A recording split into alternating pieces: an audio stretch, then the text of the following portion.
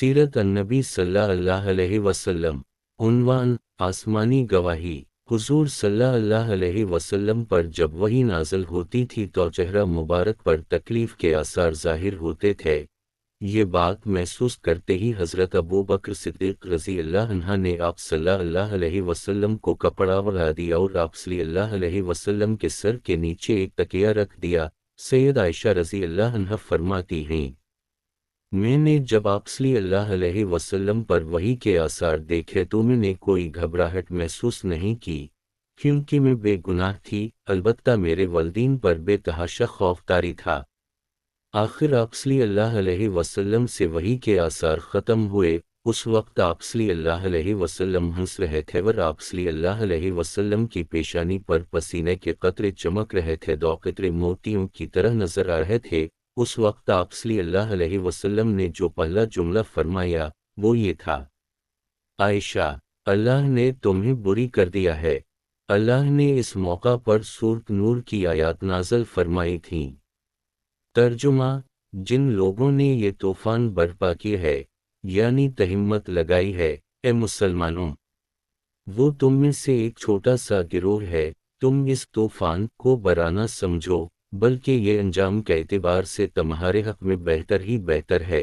उनमें से हर शख्स ने जितना कुछ कहा था उसे उसी के मुताबिक गुनाह हुआ, और इनमें से जिसने उस तूफान में सबसे ज्यादा हिस्सा लिया, अबदल्लाह बिन अबी, उसे ज्यादा सख्त सजा मिलेगी। जब तुम लोगों ने ये बात सुनी थी तो मुसलमान मर्दों और मुसलमान औरतों ने अपने आपस वालों के साथ नेक गुमान क्यों ना किया और ज़बान से ये क्यों ना कहा कि ये सरी झूठ है। ये इल्ज़ाम लगाने वाले अपने कौल पर चार गवाह क्यों ना लाए। सौ कायदे के मुताबिक ये लोग चार गवाह नहीं लाए तो बस अल्लाह के नज़दीक ये झूठे हैं, और अगर तुम पर दुनिया और आखिरत में अल्लाह का फजल ना होता तो जिस काम में तुम पड़े थे इसमें तुम पर सख्त अज़ाब वाक़ होता। जबकि तुम इस झूठ को अपनी ज़ुबानों से नकल दरनकल कर रहे थे और अपने मुंह से ऐसी बात कर रहे थे जिसकी तुम्हें किसी दलील से कतन खबर नहीं थी, और तुम इसकी हल्की बात यानी गुनाह वाजिब ना करने वाली समझ रहे थे, हालांकि वो अल्लाह के नज़दीक बहुत भारी बात है। और तुमने जब पहली बार इस बात को सुना तो क्यों ना कहा कि हमें ज़िबा नहीं कि ऐसी बात मुंह से न निकालें। मुआज़ल्ला, ये तो बहुत बड़ा बुहतान है। अल्लाह तुम्हें नसीहत करता है कि फिर ऐसी हरकत मत करना अगर तुम ईमान वाले हो। अल्लाह तुमसे साफ काम बयान करता है और अल्लाह जानने वाला बड़ा हकमत वाला है। जो लोग इन आयात के नज़ूल के बाद भी चाहते हैं कि बेहयाई की बात का मुसलमानों में चर्चा हो, उनके लिए दुनिया व आखिरत में सज़ा दर्दनाक मुकर्रर है, और इस बात पर सज़ा का तअज्जुब मत करो, क्योंकि अल्लाह जानता है और तुम नहीं जानते। और ए तौबा करने वालों, अगर ये बात ना होती कि तुम पर अल्लाह का फजल विक्रम है जिसने तुम्हें तौबा की तौफीक दी, और ये कि अल्लाह ताला बड़ा शफीक बड़ा रहीम है, तो तुम भी वईद से ना बचते। सूरह नूर आयत 11-20। सैयदा आयशा रज़ी अल्लाह अन्हा फरमाती हैं कि उन आयत के नज़ूल से पहले मैंने ख्वाब देखा था। ख्वाब में एक नौजवान ने मुझसे पूछा, क्या बात है, आप क्यों गमगीन रहती हैं? मैंने इसे बताया कि लोग जो कुछ कर रहे हैं मैं उसकी वजह से गमगीन हूँ। तब इस नौजवान ने कहा कि आप उन अल्फाज में दया करें। तर्जुमा, ए नेमतों की तकमील करने वाले और आए गमों को दूर करने वाले, परेशानियों को दूर करने वाले, मुसीबतों के अंधेरे से निकालने वाले, फैसलों में सबसे ज़्यादा इंसाफ करने वाले और जालिम से बदला लेने वाले, और ए आखिर मेरी इस परेशानी को दूर फरमा दे और मेरे लिए गलो खुलासी की कोई राह निकाल दे। दा सुनकर मैंने कहा, बहुत अच्छा। इसके बाद मेरी आंख खुल गई। मैं इन अल्फाज में दुआ की। इसके बाद मेरे लिए बारात के दरवाजे खोल दिए गए। इल्ज़ाम लगाने वालों में मसता रज़ी अल्लाह अन्हा भी थे। हज़रत अबू बकर सिद्दीक़ रज़ी अल्लाह अन्हा उनकी खबर गिरी करते थे, इन्होंने ही इनकी परवरिश की थी, लेकिन ये भी इल्ज़ाम लगाने वालों में शामिल हो गए। جب اللہ تعالیٰ نے سیدہ عائشہ رضی اللہ عنہا کو بری فرما دیا تو حضرت ابو بکر صدیق رضی اللہ عنہ نے مسطہ رضی اللہ عنہا کو اپنے گھر سے نکال دیا اور ان سے کہا، اللہ کی قسم آئندہ میں کبھی بھی تم پر اپنا مال خرچ نہیں کروں گا، نہ تمہارے ساتھ کبھی محبت اور شفقت کا برتاؤ کروں گا۔ اس پر اللہ نے سورۃ النور کی یہ آیت نازل فرمائی۔ ترجمہ: اور جو لوگ تم میں دینی، بزرگی اور دنیاوی وسعت والے ہیں، وہ قرابت داروں کو اور مسکینوں کو اور اللہ کی راہ میں ہجرت کرنے والوں کو نہ دینے کی قسم نہ کھا بیٹھیں، بلکہ چاہیے کہ معاف کر دیں اور درگزر کریں۔ کیا تم یہ بات نہیں چاہتے کہ اللہ تعالیٰ تمہارے قصور معاف کر دے؟ بے شک اللہ غفور الرحیم ہے۔ اس آیت کے نزول پر حضور نبی کریم صلی اللہ علیہ وسلم نے حضرت ابو بکر رضی اللہ عنہ سے فرمایا، کیا تم اس بات کو پسند نہیں کرتے کہ اللہ تمہاری مغفرت کر دے؟ حضرت ابو بکر صدیق رضی اللہ عنہ نے عرض کیا، اللہ کی قسم، میں یقینا چاہتا ہوں کہ میری مغفرت ہو جائے۔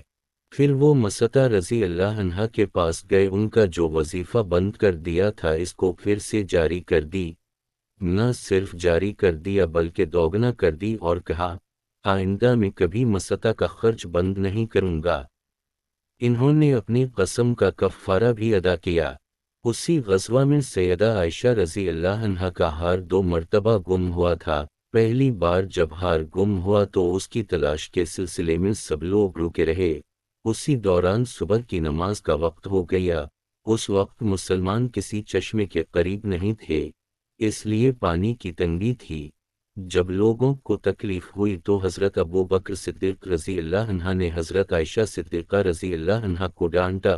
اس وقت اللہ کے رسول صلی اللہ علیہ وسلم سیدہ عائشہ رضی اللہ عنہ کی گود میں سر رکھ کر سو رہے تھے۔ حضرت ابو بکر صدیق رضی اللہ عنہ نے سیدہ عائشہ رضی اللہ عنہ سے کہا، تم نے رسول اللہ صلی اللہ علیہ وسلم اور سب لوگوں کی منزل کھوٹی کر دی، نہ یہاں لوگوں کے پاس پانی ہے، نہ قریب میں کوئی چشمہ ہے۔ یہ کہنے کے ساتھ ہی حضرت ابو بکر صدیق رضی اللہ عنہ نے بیٹی کی کمر پر ٹوکے بھی مارے، ساتھ ہی وہ کہتے جاتے تھے، لڑکی تو سفر میں تکلیف کا سبب بن جاتی ہے، لوگوں کے پاس ذرا سا بھی پانی نہیں ہے۔ حضرت عائشہ رضی اللہ عنہ فرماتی ہیں کہ اس موقع پر میں اپنے جسم کو حرکت سے روکے رہی، کیونکہ حضور اکرم صلی اللہ علیہ وسلم میری ران پر سر رکھے سو رہے تھے۔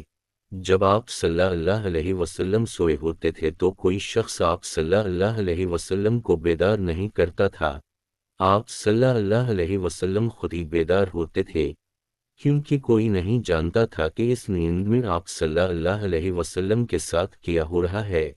آخر آپ صلی اللہ علیہ وسلم نماز کے وقت بیدار ہو گئے۔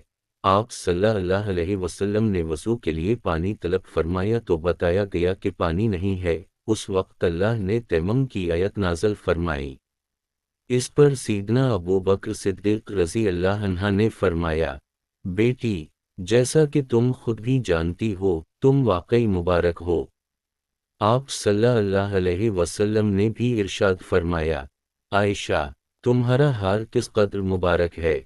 حضرت اسید بن حضیر رضی اللہ عنہ نے کہا، اے ابی بکر، یہ تمہاری پہلی برکت نہیں، اللہ آپ کو جزائے خیر عطا فرمائے۔ آپ کے ساتھ اگر کوئی ناخوشگوار واقعہ پیش آتا ہے تو اس میں بھی اللہ تعالیٰ مسلمانوں کے لیے خیر پیدا فرما دیتے ہیں۔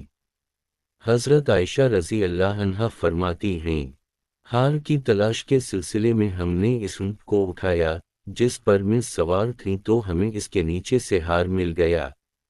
مطلب یہ کہ اس واقعہ کی وجہ سے مسلمانوں کو تیمم کی سہولت عطا ہوئی، اس سے پہلے مسلمانوں کو تیمم کے بارے میں معلوم نہیں تھا۔ اس واقعہ کے بعد جب آگے سفر ہوا تو منافقین کی سازش کا وہ واقعہ پیش آیا جو آپ نے پیچھے پڑھا۔